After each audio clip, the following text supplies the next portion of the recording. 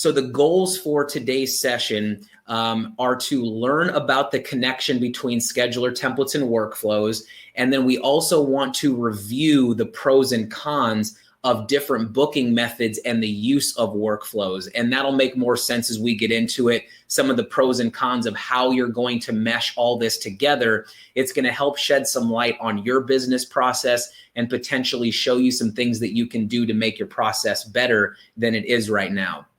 So the first thing we're going to talk about is workflow actions. So if you have ever watched the workshop series that we did in learning about how to build workflows, you basically set up a workflow action, and then you also set up a workflow trigger. And that's how you build workflow actions, is by choosing what you want to do and then when you want it to happen.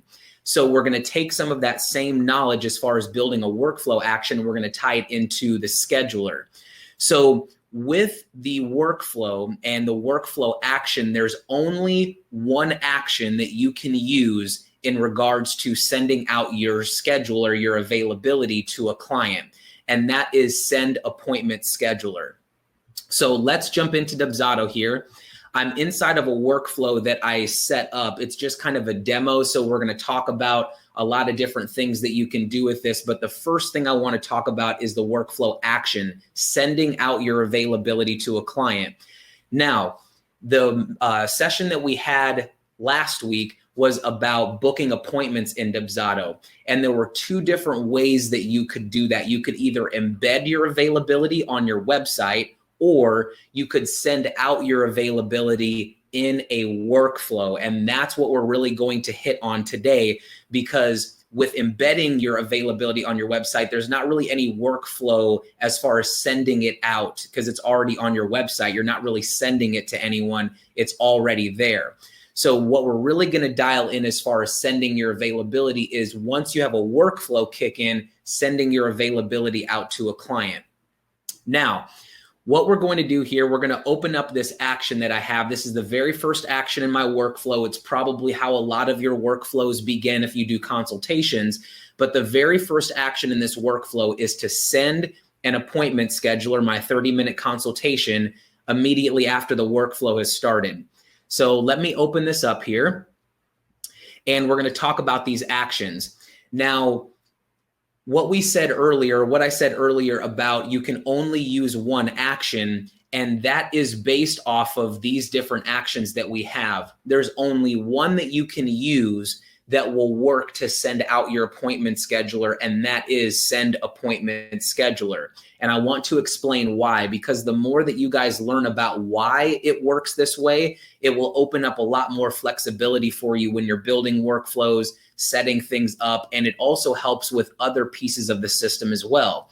So a lot of people that I've talked to on the phone or done consultations with, and they've walked me through their process, or I've audited workflows for people, a lot of times people will have maybe send email, and they'll have the scheduler link in there, or send form, and they'll have a scheduler link in there. But send appointment scheduler is the only action that you can use.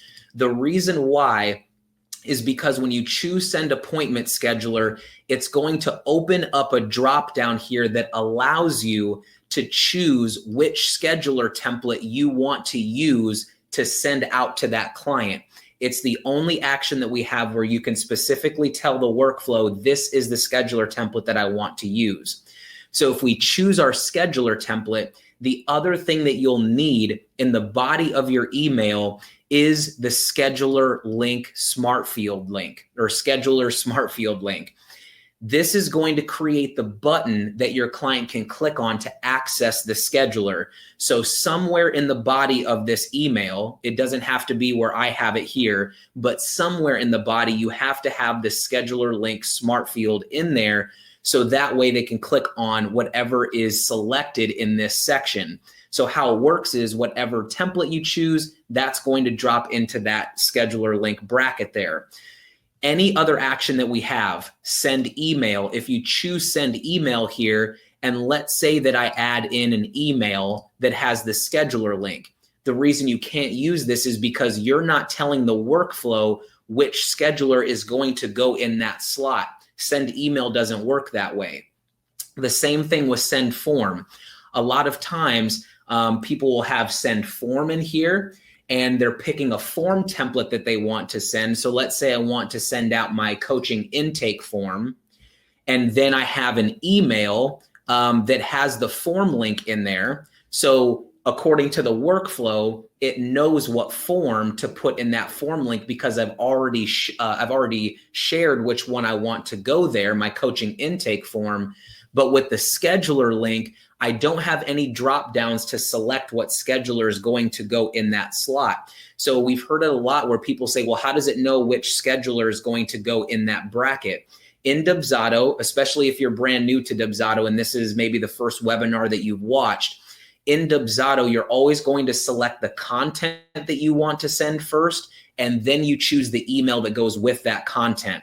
So that's why Send Appointment Scheduler is the only action you can use if you're wanting to send a Dubsado scheduler template, because in here, you're going to choose the template you want to send first, and then you're going to, then if we go here and we'll put an email in, then you're going to choose the email that goes with that scheduler template. And this is what's going to make the button to access that scheduler. So very simple there, how you can get that set up, and it makes it easy for you that if you are wanting to send a Dubsado scheduler in your workflow, you have to use Send Appointment Scheduler. There's no other way around it. So it makes it very easy to use when you're talking workflows and scheduler templates as far as sending. So in here, I have that as the first little blurb there. You have to use Send Appointment Scheduler.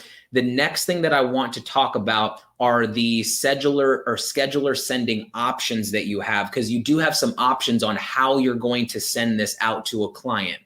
So let's go back into this same modal here. So once you pick Send Appointment Scheduler, you can choose the time that you want that to go out. That's part of the workflow process, is choosing when this is going to go out to a client. Just a quick little tip.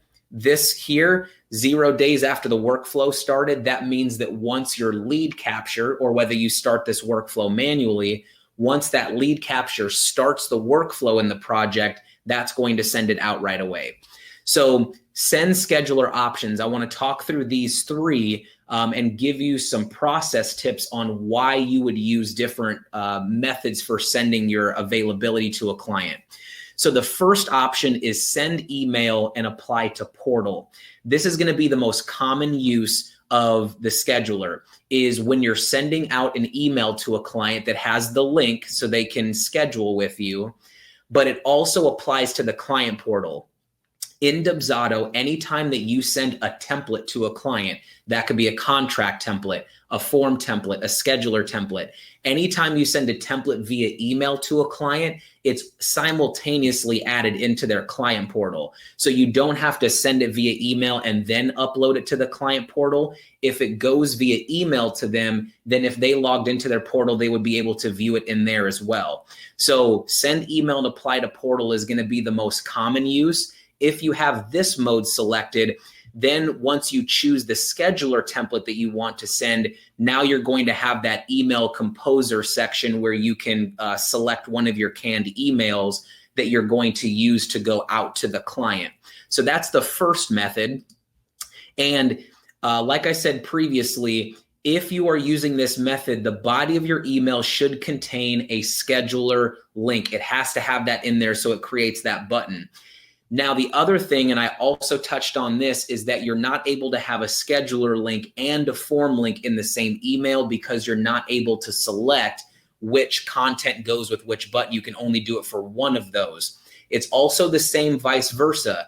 If you have, let's say, Send Appointment Scheduler, and you add, we'll just add in this email, let's say, we'll put in a form link to go in here. You're also not able to have this combination because up here, you're only able to choose what's going to go with the scheduler link smart field and not the form link. And one other thing that I'll just throw in there is that you're also not able to do a scheduler link and a scheduler link because, again, you can only choose one to go in there. So those are just some tips for you guys if you're using the send email option on what you can have in an email. And I believe it's the workflow actions webinar that I did that's on YouTube. If you really want to get more in depth on that and what you can use, what you can't use in an email, definitely check out that webinar because it has a lot of material in there on what you can do in different combinations and how all of that works. So that's send email and apply to portal. The next option is apply to portal only.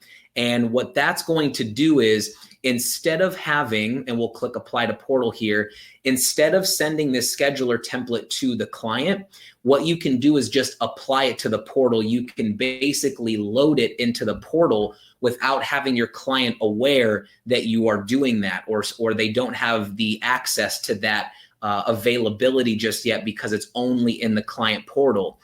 This is a great method to use if you do need them to get, let's say, a scheduler template. You also need them to get a questionnaire. You also need them to get a sub-agreement and maybe another questionnaire. Maybe there's 4 or 5 documents that you need them to get at one time. What I recommend doing is taking advantage of the client portal.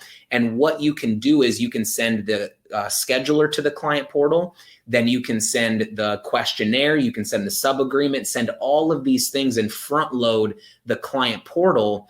And then once you send them out one email that has their portal information when they log in, everything will be in there. So apply to portal with your scheduler template works really well if you need the client to get multiple forms or multiple things that you can't just send in one email automatically through the workflow. There are ways to manually send a lot of content at one time, but we're talking about workflows today. So automatically you can only send one thing at a time.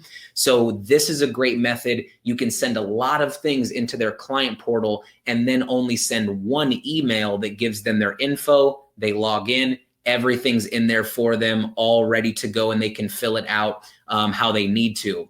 So that's a really great thing for the apply to portal option. I gave you a little process tip here, kind of explaining what I just said there. It cuts down on the amount of emails that you would need to send out to the client.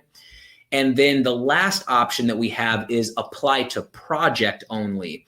And what this is going to do is it's going to make it where it's not available to the client at all until you send it to them.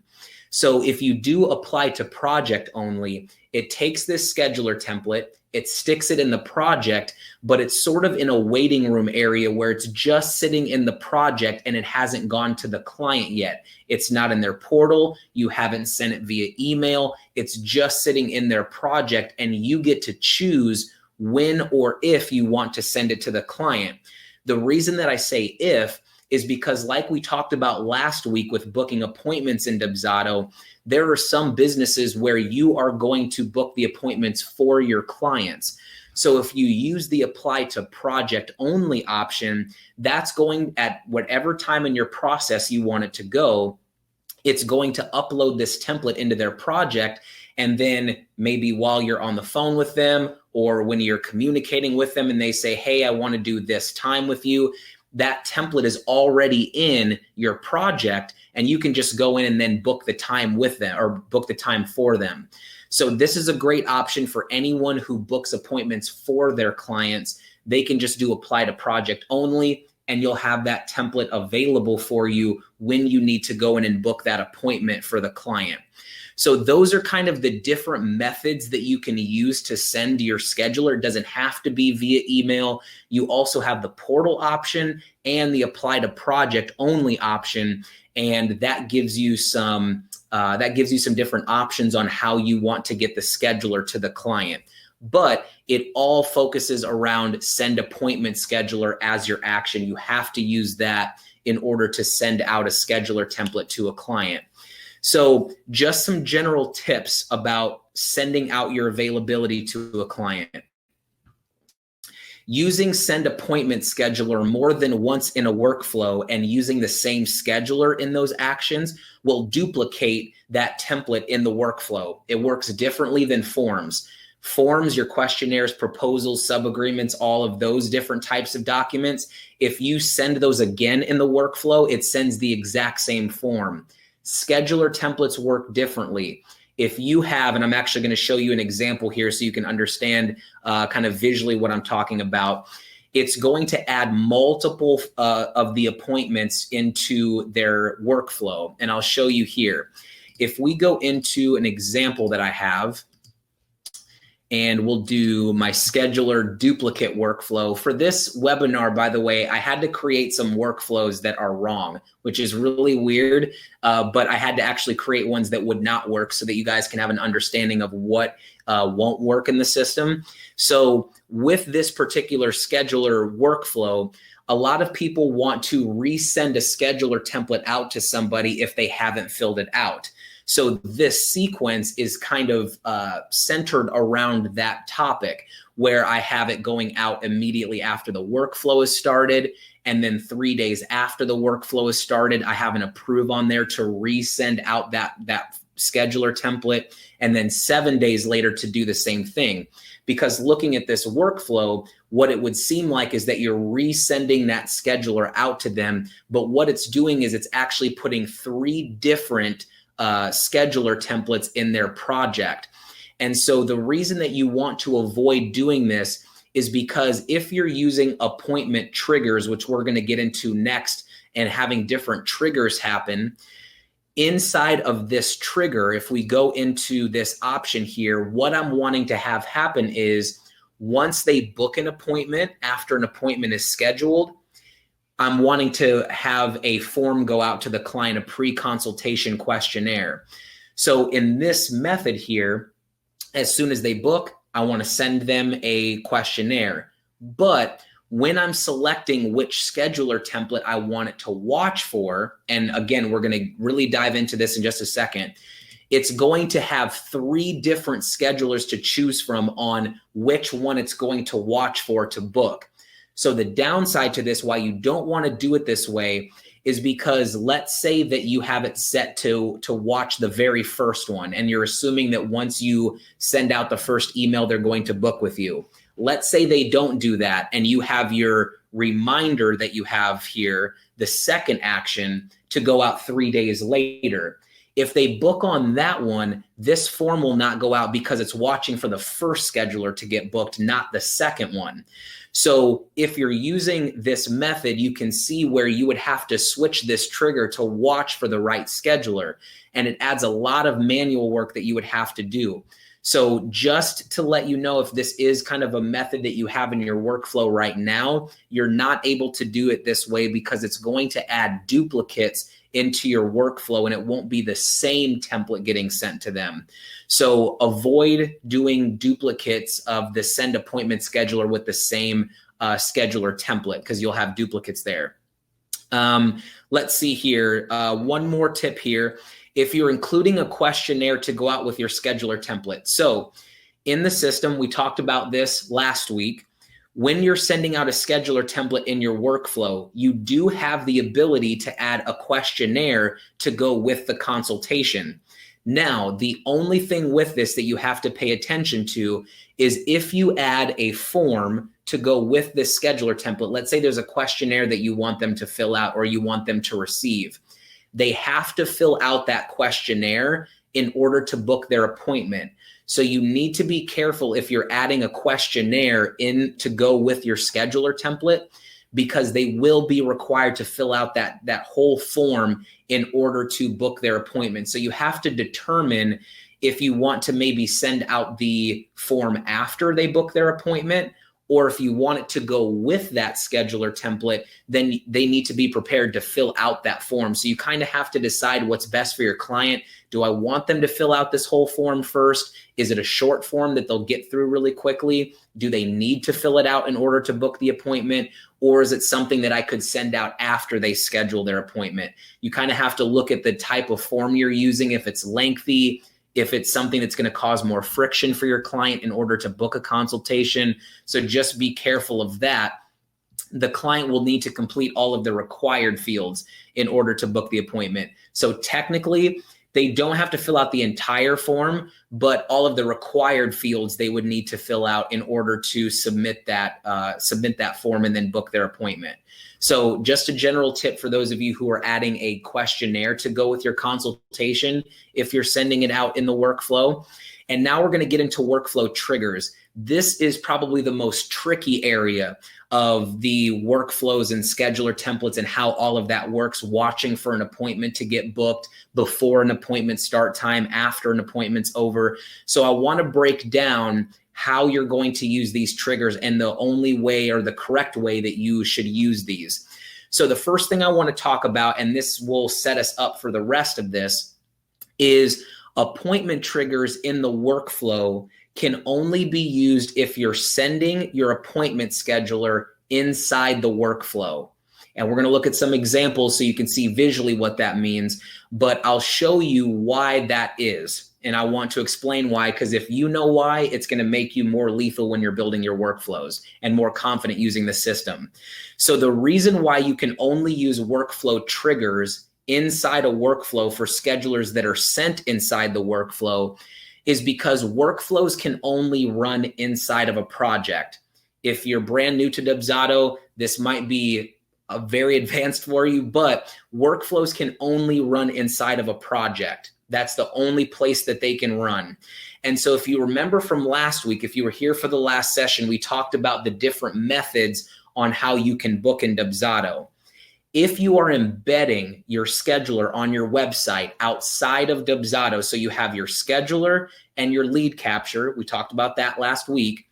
The reason in your workflow down here that you can't use workflow triggers is because it can only run inside Dubsado. So as you can see here, your scheduler is outside the system.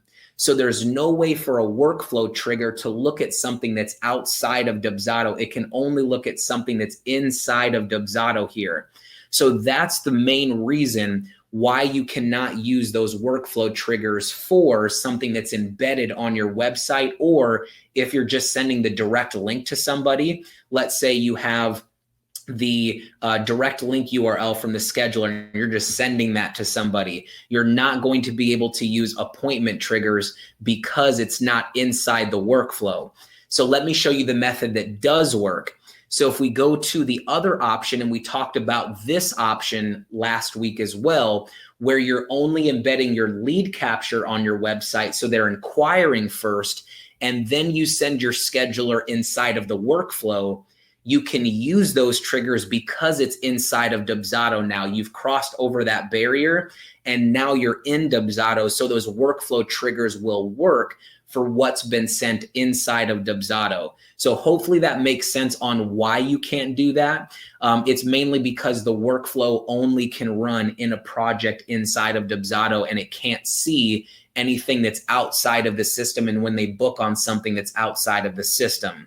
So let's look at the different triggers here. Actually, before I jump in there, one quick process tip, and this is really important. If you absolutely need to use workflow triggers for appointments, if you absolutely need to use those, you might say, I need to send them out something after the consultation, before the consultation. I need to be reminded X amount of days before the consultation that I need to do this and this.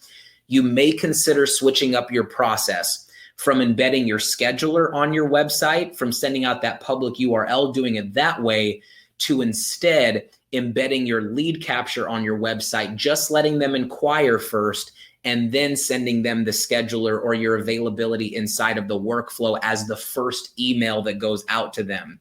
You can make this so there's not much friction. What I mean by that is once they inquire, you can shoot a message to them, a thank you message that also includes your scheduler. You can mix both of those together where, and I'll actually show you the example that I have so it makes sense.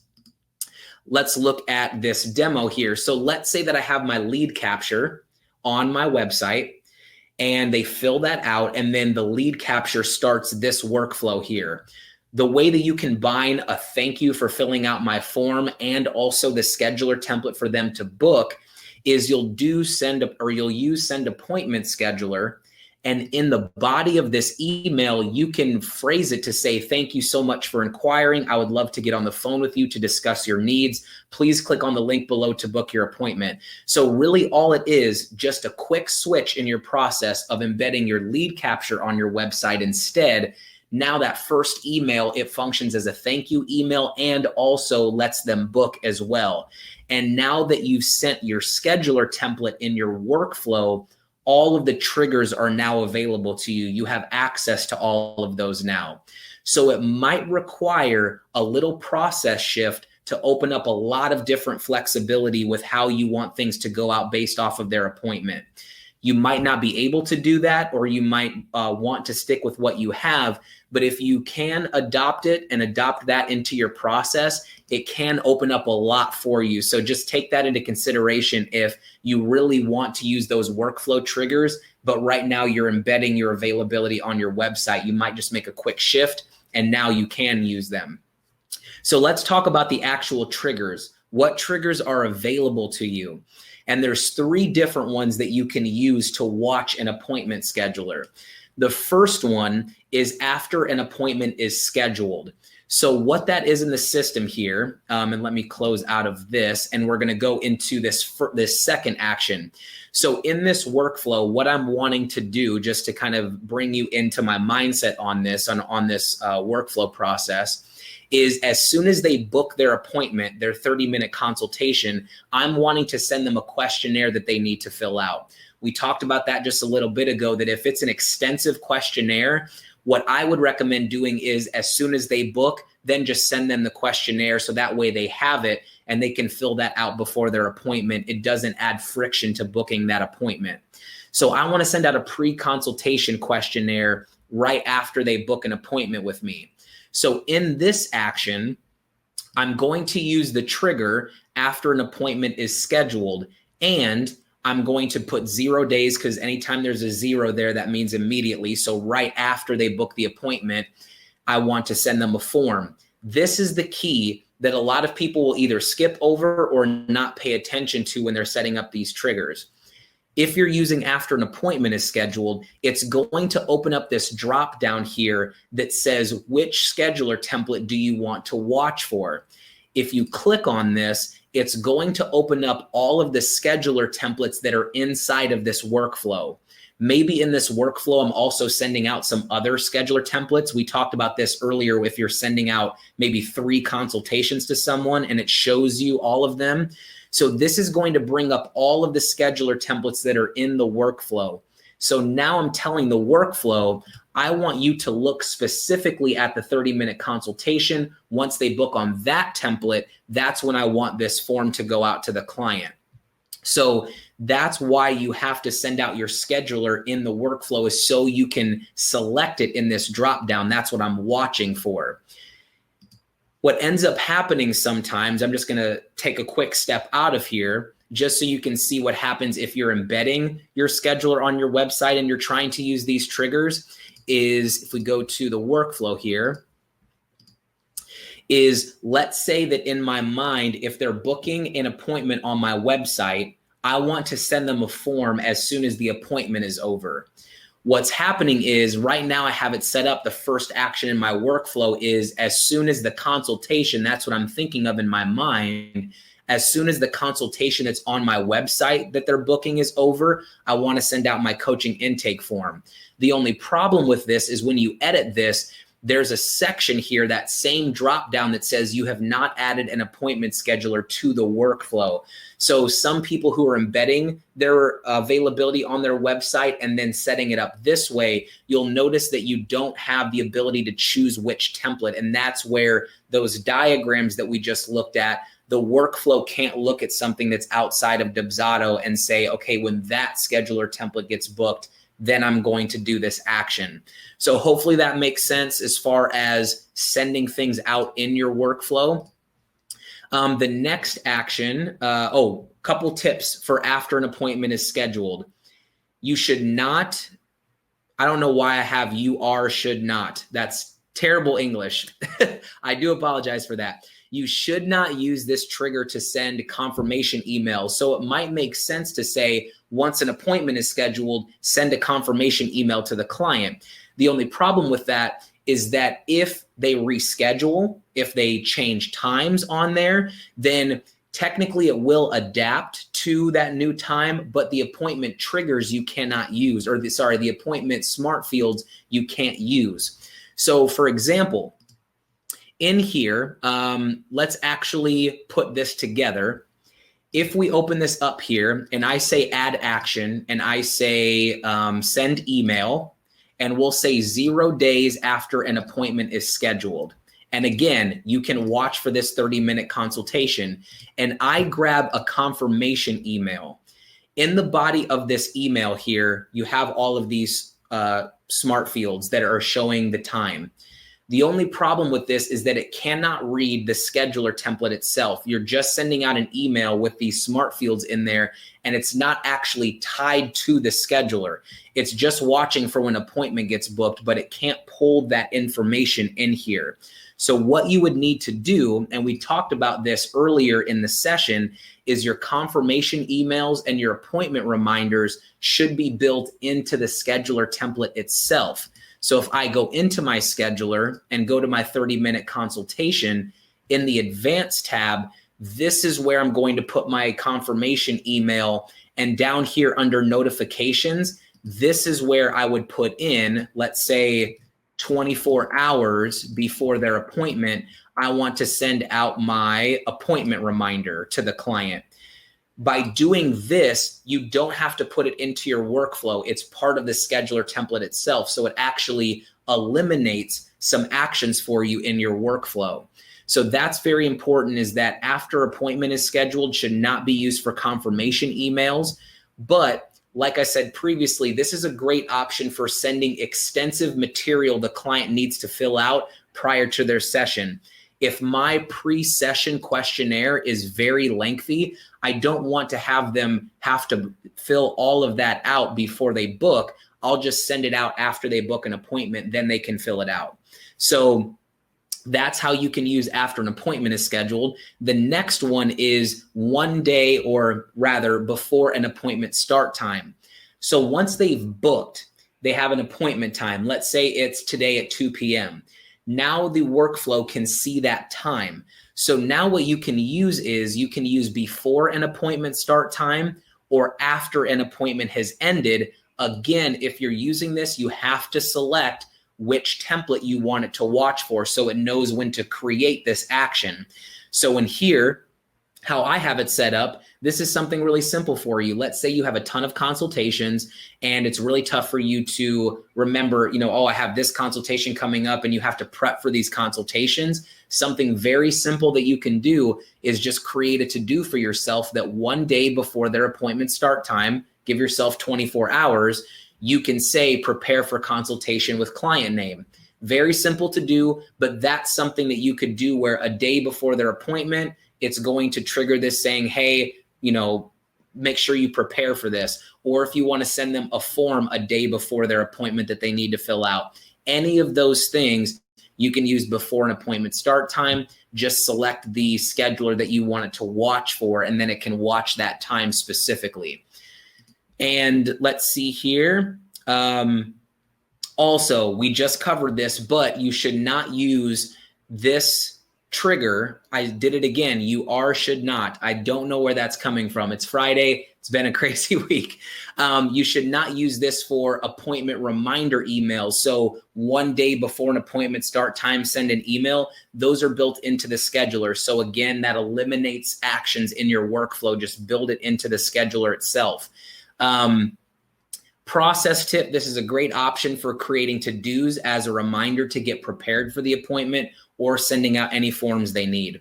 And then the last one is after an appointment is ended. This one is pretty self-explanatory. Once the appointment's over, then you can send something out. Now, this is a perfect option if you need to send out, once I'm done with the consultation, I need them to receive something, whether it's a proposal after you get off the consultation, whether you create a to-do to create the quote for them, whatever it is that you do after your consultation, you can use this trigger to activate that action. Now, one thing I will mention with this is that if you are using, let me scroll down here, if you're using after an appointment has ended, let me take off this approved so I can show you what could potentially happen. So let's say I have an appointment today from 1 to 2 o'clock with a client, and I have it set up where after their appointment, I want to send out a proposal to the client. If you have after an appointment has ended set to 0 and it looks something like this, that means that at 2 o'clock, regardless if you're done with your appointment or not, this is going to send out a proposal. It can't tell when you're actually done with your appointment. It's just looking at, okay, 1 to 2, you need to be done. So what I recommend for any time you're using after an appointment has ended is to always give yourself some buffer space, an hour after the appointment has ended, 2 hours after the appointment has ended. The reason why is because you don't want to be finishing up your consultation with them and then they get an email saying, hey, it was great talking with you. Here's your proposal. And you're standing right next to them. It would be not very good of a look for you to do that. So by doing it this way, it makes it seem more believable that you finished the consultation, you went home, you drafted the proposal and then sent it out to them, or you drafted the follow-up email and then sent it out. It makes it more believable than if you're standing there and they get an email saying, hey, it was so great meeting you today. Here is more information. So make sure you always put a little bit of buffer time after your follow-ups if you're using after appointment is ended, so that it makes it seem a little bit more believable that you actually went home and then actually constructed it, when really it's just the Dubsado workflow that made it believable. So that's how you can do that. Just a little tip for you guys if you're doing after an appointment is ended. And then the very last thing, and then we'll wrap it up for today. There's not too much with the workflows as far as the process is concerned. But one question we get is there a trigger if they haven't booked an appointment yet? And we do not have that in the system. So a lot of people are wondering, if they haven't booked, how do I follow up with them? What should I do? There are a lot of things you can do. First of all, there's not one right way to do it. There's a lot of things that you can do. You can have it set up where you create a to-do. Let's say in here, I'm sending this out after the workflow is started, and then I create a to-do 2 days later to check to see if they've booked. You can definitely do that. Create a to-do 3 days after the workflow is started, and then that to-do will get created and you can watch, or you can look to see if they booked an appointment. There's a lot of things you can do. You could have an email preset ready to go that if they haven't, 3 days later, let's say you send it out right away, 3 days later, an email is set to send. After the workflow is started, you can look to see if they've booked it. If they have, you can just skip over that action, or you can send it if they haven't booked. There's a lot of different ways. However, the most automated way that you can do this, and this is something that my colleagues and I have kind of been playing around with. We love coming up with workarounds and ways that you can do things, even if it's not an actual trigger. We love kind of doing these experiments on how you can make things work. So I want to show you today a method that you can use to basically watch to see if they have booked their appointment. If they have, it can send something. If not, it will send follow-ups. And let me show you that here, and I'll break this down. So you have to do this. Let me preface with this. You have to do your workflows in phases if you're going to use this method. You cannot have one long workflow if you're using this. It has to be broken up into phases, and I'll explain why it does. So here I have two different phases. I have my booking workflow where the scheduler part of it is, and then I have my post consultation where I send out my proposal and things like that once the appointment is over. That's how you're going to split this up. The workflow that they actually book the appointment, and then another phase of kind of post appointment. Okay. So I have mine called phase 1 booking, phase 2 proposal. You can title it however you'd like, but this is the sequence that you're going to want to do. Let me open this up here.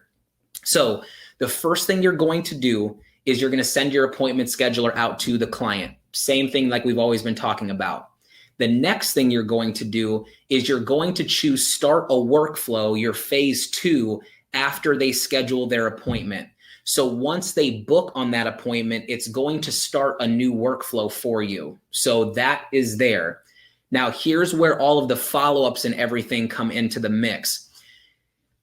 After they book their appointment, after an appointment is scheduled, I have it set to pause the workflow immediately after everything above it's done, which means that once they get the scheduler and then once they book, it's going to start the next phase in your workflow, and then it will pause the workflow right after that.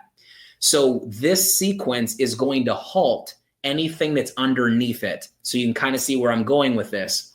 Now your follow-ups have to be at the bottom of this phase of your workflow. They have to be at the bottom, and here's why. If you have, let's say, a scheduler follow-up email 3 days after the workflow is started, what's happening now is this is going to go out right away to the client, and then 3 days after the workflow is started, this is going to send automatically. 3 days after the workflow, they're getting this email regardless if they've booked or not. Technically, it's set to go out 3 days after. Same one with this one. This is going to go out 7 days after the workflow is started. What stops these follow-ups from going out is because they're booking on their scheduler and then it's pausing the workflow immediately after. So now, once they book and it starts the next workflow, then it pauses. So that's going to shut down everything else that hasn't gone out yet. So it's a way that you can stop the workflow from sending those follow-ups out.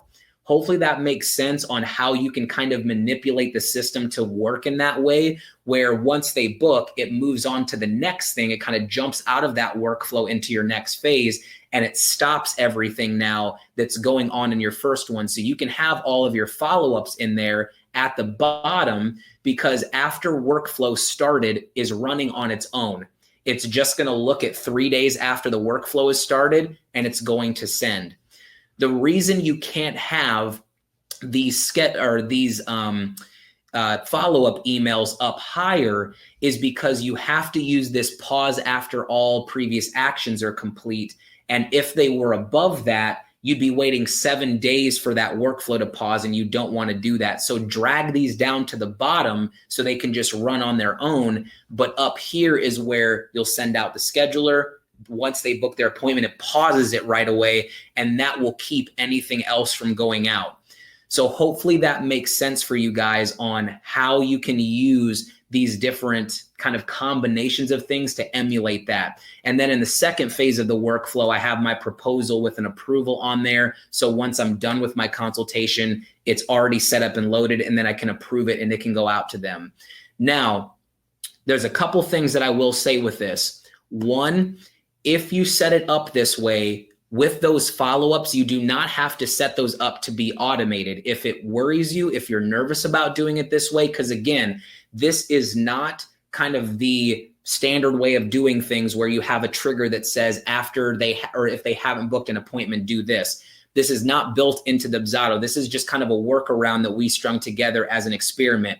It's not FDA approved yet, so we can't necessarily recommend this, but this will work. So with that being said, if you are nervous about these bottom two and you want to make sure they don't get them, you can always throw an approve button on there. It does not have to be 100% automated. So you can build this, and as you test it, which is my next point, as you test this, then you can get comfortable to make sure that you're familiar with how this is going to work. And then maybe you can take the approve buttons off of there. We call those training wheels in the office. If you have approve buttons, you can take those off when you feel more comfortable. But with this here, the other thing that I will stress, if you do it this way, you have to test, because not everybody's process looks like this. You might have other things happening in your booking phase. So not everyone's process looks this way. So if you recreate this in your own way, you have to test this out to make sure that it's going to work how you think it's going to work. But if you use these principles where you have send appointment scheduler, start a workflow immediately after it's scheduled, and then pause the workflow directly after that, these two are a non-negotiable. You have to have pause a workflow immediately after the appointment is scheduled. Once you do that, then everything else will pause underneath there. So hopefully that makes sense on how you can potentially go through and build something in this way, but that's how you can basically replicate if someone hasn't booked on your scheduler how you can make that work. So